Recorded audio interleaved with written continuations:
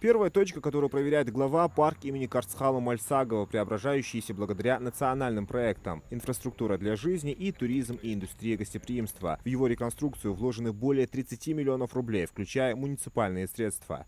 Что было, чтобы вирусы, они семьями могли выйти. А потом можно развить мелкие там мороженое, пирожное, не знаю, там. Предусмотрели Да? это тоже, да. Вот эти площадочки сделайте. Здесь заменят освещение, обновят тротуарную плитку, облицуют декоративным камнем, отремонтируют арки и памятник, установят фонтан и создадут уютные зоны отдыха с модульными библиотеками и детскими площадками. Глава региона рассчитывает, что эта зона после реконструкции станет излюбленным уголком для местных жителей. Мы не можем в одном месте в Магасе, значит, собирать людей. Там площадь тоже, но на столице мы ее с сентября уже будет верхняя часть, она закончена. Новый год уже будем праздновать полностью, там и торговый центр будет, все будет работать. Это уже дал Яковлев, будет все сделано. И вот такие вот места мы должны четко для людей сделать. Наха.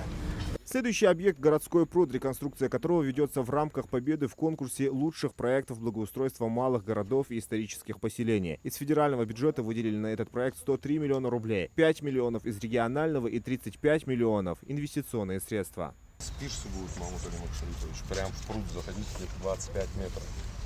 И посередине вот пруда будет огромный фонтан. То есть там одни струи будут где-то 40-45 метров. Вы вот этот проект высоты. представили, и вам вот Да, мы пригласили проектировщиков с Москвы, мы вместе с ними всю территорию обошли, составили проект, и этот проект у нас прошел. Прошел и выиграл. Да.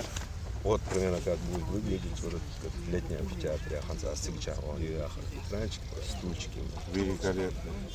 А это вот набережная, где мы стоим. Вот здесь, да? Да, вон набережная, там был тротуар, но он был где-то 1,50 м только шириной.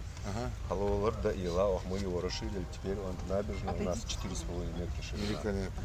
Так, наш будет, у нас там будет для колясок, для матерей. Вот это, да? Да. А Ежа, этот забор здесь был в 90-х годов, помните, чугунный забор. И где он? Мы решили его не менять, отдали на реставрацию, мы его полностью восстановим. На площади в 10 гектаров появятся 2 пирса, десятки спусков к воде, расширенная набережная, фонтаны и зоны отдыха. Махмуд Али Калиматов поручил мэру Назрани взять на контроль вопрос безопасности на объекте. Посмотри, единственное, вот эти вот вещи и спинки. Там у нас в Магасе было берды, ну, дети. Вот эти вот ручку засунул, ногу засунул. Посмотрите. Я говорю, вот бирд мучадахам, и там они ранения. Посмотрите, чтобы туда это. И вот эти мы без спинок делаем, и спинками чередовать. Да. Если спинкой сделаешь, они на спинке сядут и ноги туда будут. Глава Ингушетии прошелся и по Аллее Победы, благоустроенной за счет муниципального бюджета и национального проекта «Туризм и индустрия гостеприимства». Глава региона поинтересовался мнением местных жителей о качестве проделанной работы. Ну вот. Еще лучше будет. Завершился инспекционный выезд главы посещением сквера имени Базоркина и аллеи на проспекте Базоркина, благоустроенных в рамках национальных проектов «Жилье и городская среда» и «Инфраструктура для жизни» в 2024 году. В целом, глава Ингушетии дал высокую оценку работе городской администрации в развитии комфортной городской среды в Назране. То, что сделал мэр, я ему благодарен. Призываю всех глав районов городов, пусть они приезжают к Газоеву и садятся с ним и посмотрят все документы. Там пакет документов надо собрать, проект, защитить его, и потом идет финансирование и федеральное, и с мэрией он определяет определенный процент. Жители призывают только к одному. Даю слово, мэр доведет свое дело до конца, убежден, я ему верю. Но у меня просьба, берегите это.